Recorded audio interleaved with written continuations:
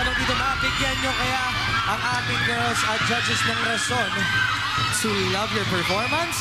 Well, let's hear it from our judges. Bagay na bagay yung kanta sa inyo. Strongest vocalist, si Neil. Ang ganda ng boses. Si Allen din. Ang galing kumanta, diba? Gwapo rin. Si Keanu, gustong-gusto ko yung boses mo. Parang Justin Bieber ka eh. Thank you po.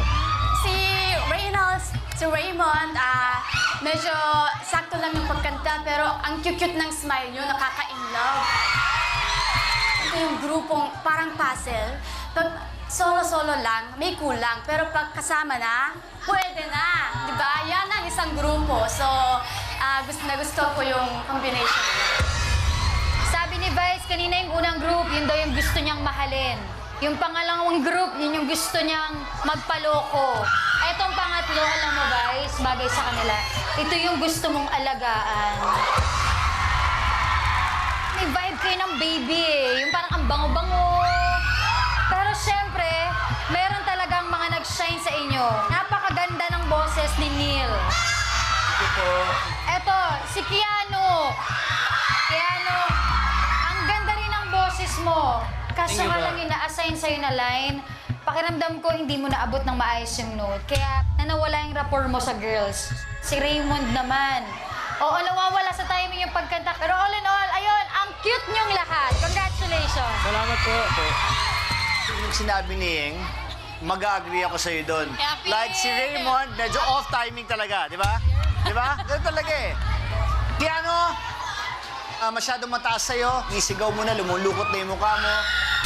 Neil, ang ganda ng boses mo dito. Congratulations to the five of you. Happy for you guys. Salamat po. Lahat may sablay. Si Neil, ang ganda ng boses. Thank you po. Salamat po. Pero nilalamon ka ng presensya ng iba mong mga kasama.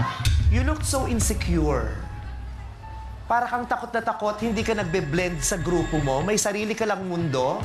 Eh, syempre, kailangan, pag boy band, grupo, di ba? Kailangan maramdaman mo yung isang grupo kayo na ninyo matatag, masaya kayo together, hindi yung may isang mukhang kawawa. Alam mo yon?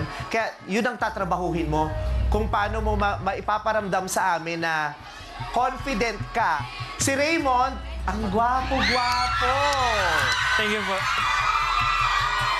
Pero sablay sa kanta. Si Keanu, ang gwapo rin. Okay din sana ko yung kanta, but the key was kinda high for you. O baka nung rehearsals, kaya mo, pero dahil pressured ka na ngayon, sumikip na yung lalamunan mo, hindi mo na naabot yung tono. Si Reynald, ang pinaka-safe. Hindi ka nagbigay ng excellent performance, pero hindi ka rin nagbigay naman ng walay na performance. So parang wala lang din. Si Allen, wala rin sa tiyempo. Pero ang linis ng itsura mo, ang ganda mong tignan. It was a good performance. It was just good. Nothing spectacular. Thank you very much, judges.